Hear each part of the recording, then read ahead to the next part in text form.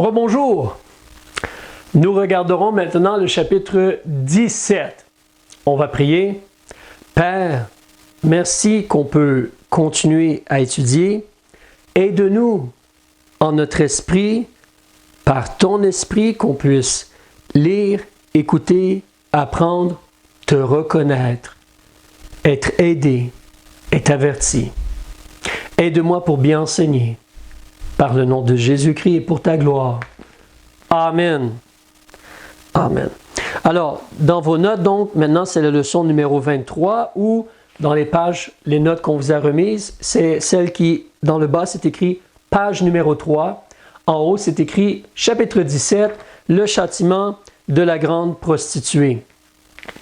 Tu peux remarquer justement au chapitre 16, verset 19, et la grande cité fut divisée en 3 parties.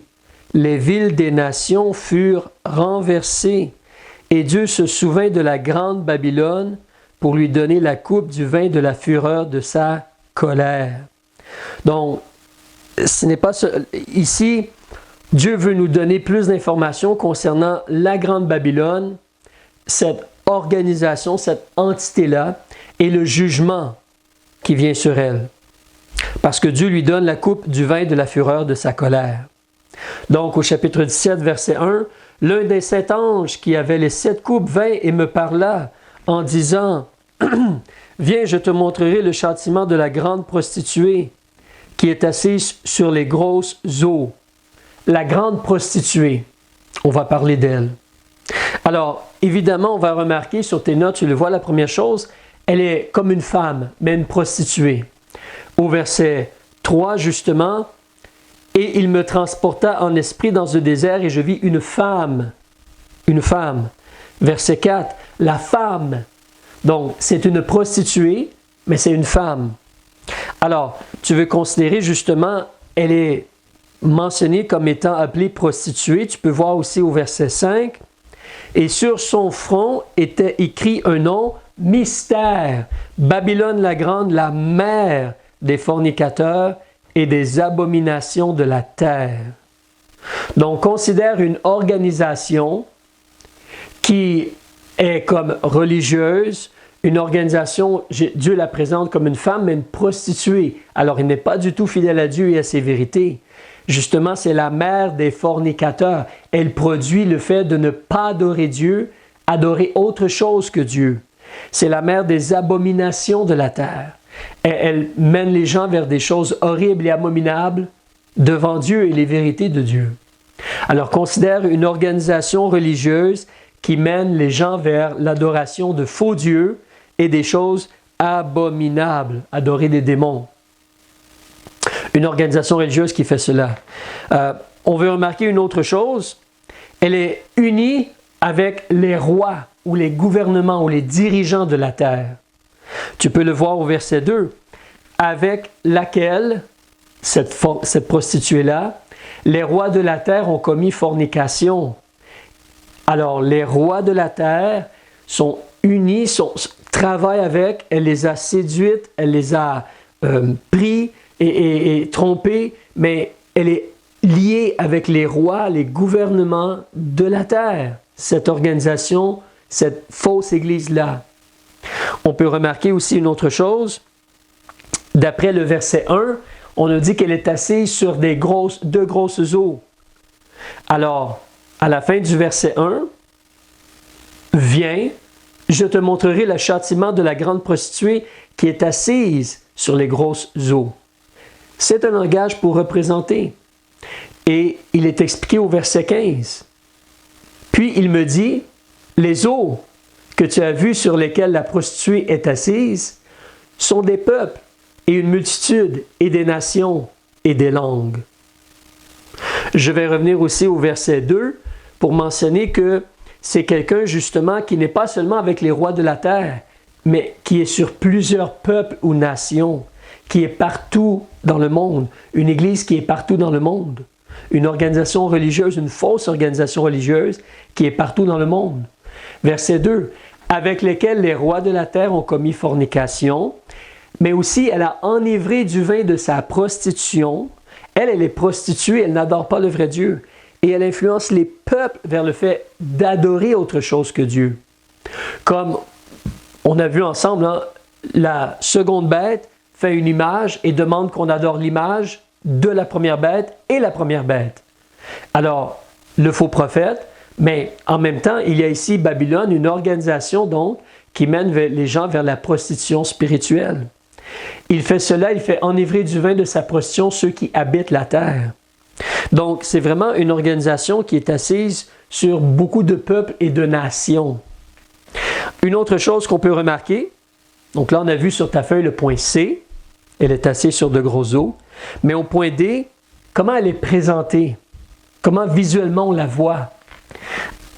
On te dit au verset 4, elle est vêtue de pourpre et d'écarlate, des genres de rouge ou rouge vin. Tu vas remarquer peut-être que oui, les cardinaux et les dirigeants de l'Église catholique romaine, pas le pape, il est généralement tout en blanc, mais les dirigeants de l'Église catholique romaine, si tu regardes des photos sur l'Internet, c'est rouge, rouge vin, bourgogne, comme écarlate, comme pourpre. En plus, on te dit qu'elle est parée d'or, de pierres précieuses et de perles, comme les dirigeants de l'Église catholique romaine. Elle tient à la main aussi une coupe d'or, pleine des abominations et des souillures de sa prostitution. Encore là, si tu fais des recherches sur l'Internet, et quand les prêtres vont faire la messe, ou les cardinaux, ou les évêques, les archevêques, ils ont une coupe en or, avec supposément du sang. Selon eux, ça représente le sang de Jésus, mais une coupe en or. Et la messe, c'est un blasphème, dans le sens que pour eux, la messe, ils vont tuer Jésus une autre fois. À chaque messe, le prêtre tue Jésus. C'est un sacrifice, la messe, techniquement pour l'Église catholique romaine, si tu fais des vérifications sur cela pour toi-même. Mais ici, on présente vraiment une organisation comme l'Église catholique romaine, comme on peut voir en faisant quelques recherches sur l'Internet ou même en regardant autour de nous. Alors, elle est comme cela. Une autre chose qu'on remarque, point E sur tes notes, au verset 6, cette femme-là, cette organisation prostituée-là, elle est enivrée du sang des saints et du sang des martyrs de Jésus. Et donc, M. Jean, quand il l'a vu, il a été saisi d'une grande stupeur. Mais c'est une organisation qui a tué les gens qui croient en Jésus, qui voulaient suivre Jésus, être disciples de Jésus, suivre la parole de Jésus. Comme l'Église catholique, comme les catholiques, lors des années 200, 300, 400, quand les choses ont débuté, et par la suite, à travers les époques, les années, jusqu'à tout récemment. C'est une organisation qui va tuer, qui est remplie du sang des vrais disciples et adorateurs de Jésus. C'est vraiment triste et horrible.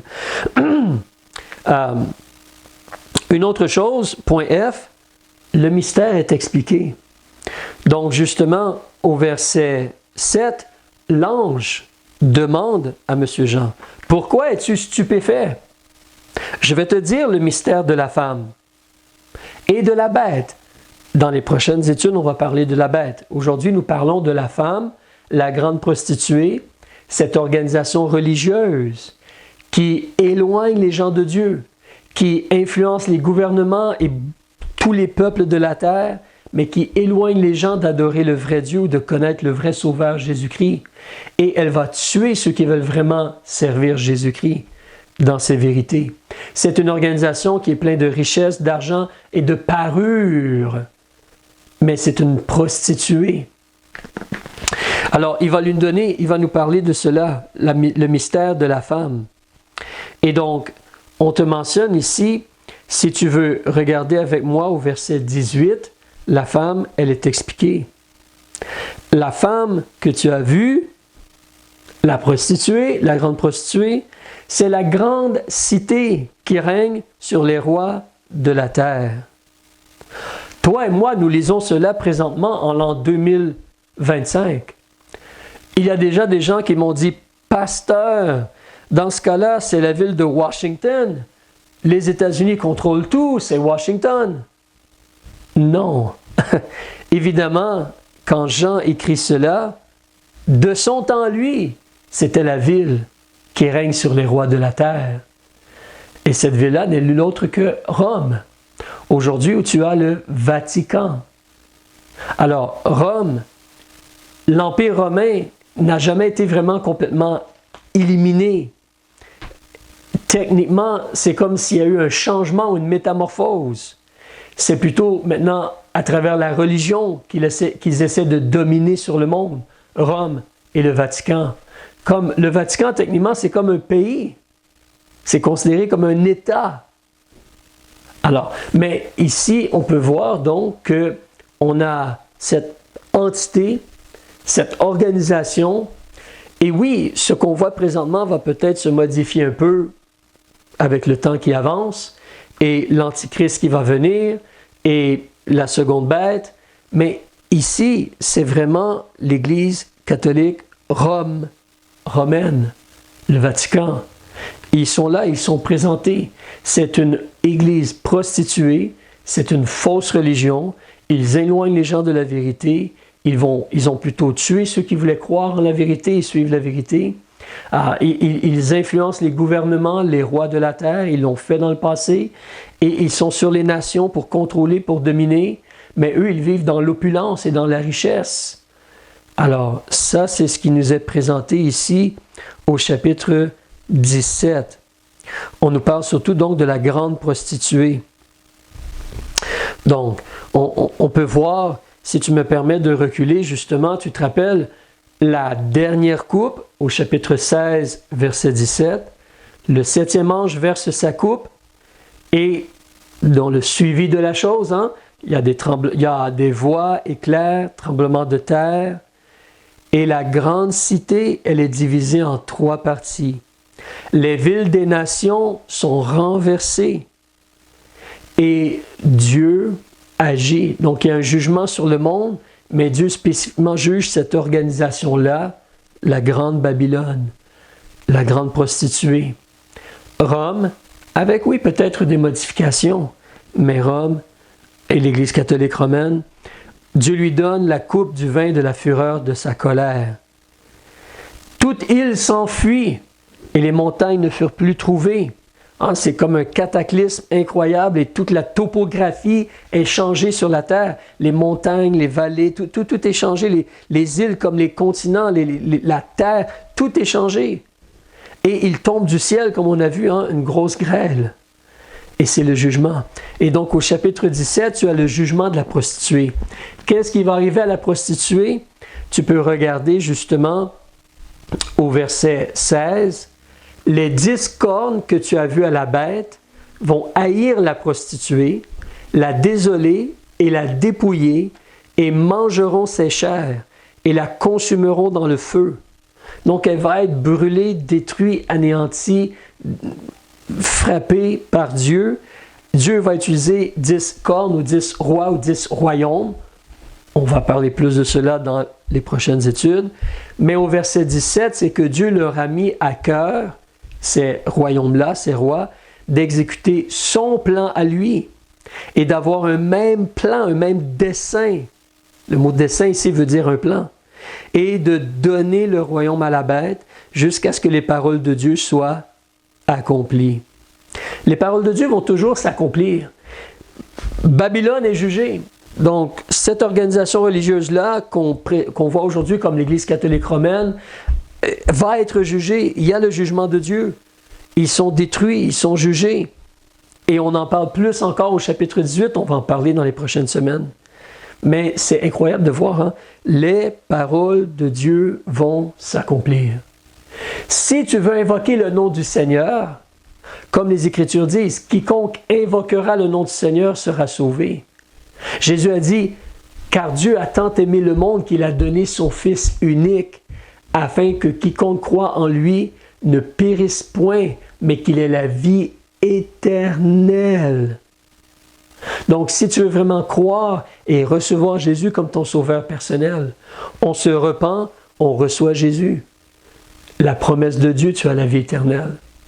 La parole de Dieu va s'accomplir. Il va y avoir un jugement. Il va y avoir un jugement sur la terre et ses habitants. Nous en avons parlé. Regarde avec moi encore en Pierre, la seconde épître de Pierre. Recule avant le livre de l'Apocalypse. Seconde épître de Pierre, chapitre 3, page 337. Nous avons lu ceci ensemble. Mais au verset 10, on te parle du temps où c'est le jour du Seigneur et il y a la colère de Dieu. L'enlèvement a lieu avant, on part avec le Seigneur.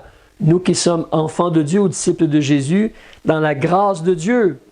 Ce n'est pas que nous sommes meilleurs que les autres, mais nous sommes enlevés. On s'en va au ciel avec le Seigneur.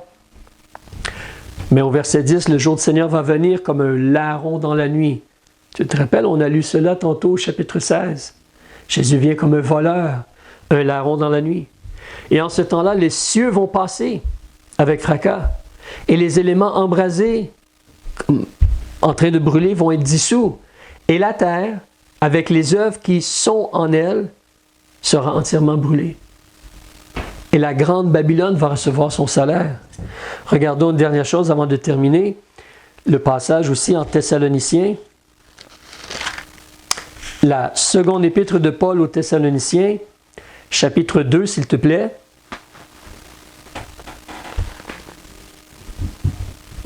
Et regarde avec moi.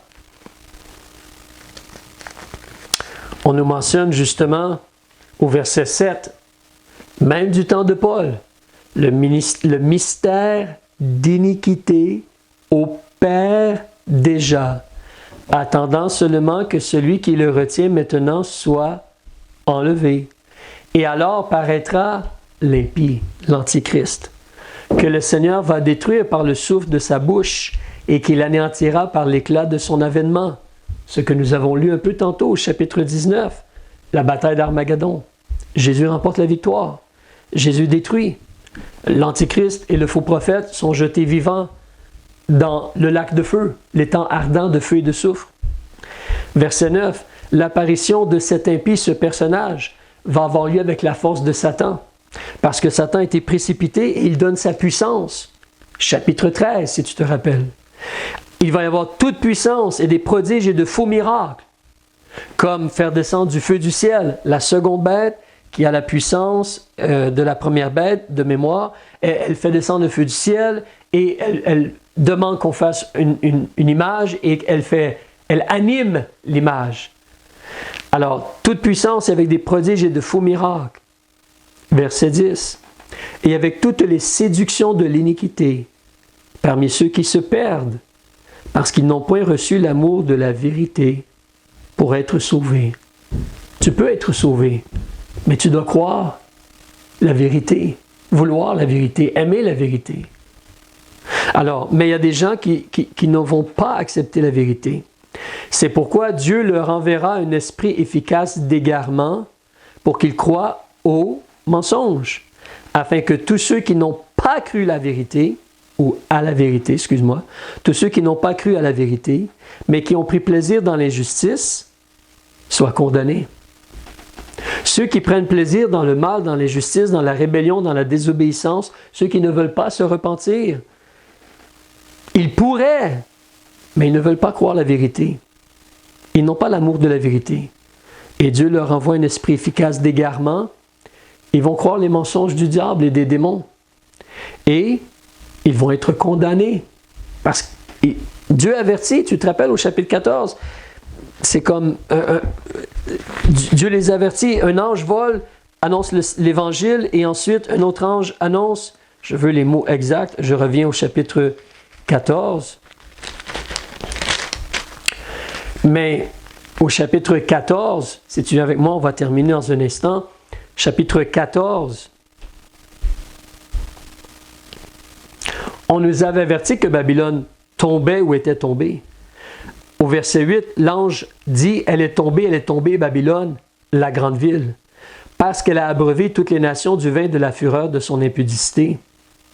Et ensuite, le troisième ange mentionne, si tu adores la bête et son image, si tu prends la marque au front ou à la main, tu vas boire aussi du vin de la colère de Dieu. Et tu vas être tourmenté dans le feu et le soufre en présence des saints anges et de l'agneau. Alors l'avertissement, elle est donné. Non, Dieu, il est juste. Dieu, il est amour. Dieu, il a agi pour que nous puissions être pardonnés, sauvés. Mais si nous rejetons la justice ou la vérité, si nous préférons rester dans l'injustice et le mal et la méchanceté et la rébellion, c'est le jugement. C'est le tourment et le feu. C'est le feu éternel préparé au diable et à ses anges. C'est le même jugement. Dans la même similarité, le feu éternel. Alors, on se détourne, on espère en Jésus, on craint Dieu, on avertit les gens autour de nous. Donc, je t'encourage, continue de lire, relis le chapitre 17, on va parler de la bête et des 10 rois. Chapitre 18, on va parler encore de la grande prostituée ou Babylone la Grande. Lis chapitre 17 et 18, tu peux même lire le chapitre 19 si tu veux. On en reparle donc la semaine prochaine. Que le Seigneur vous bénisse. Au revoir.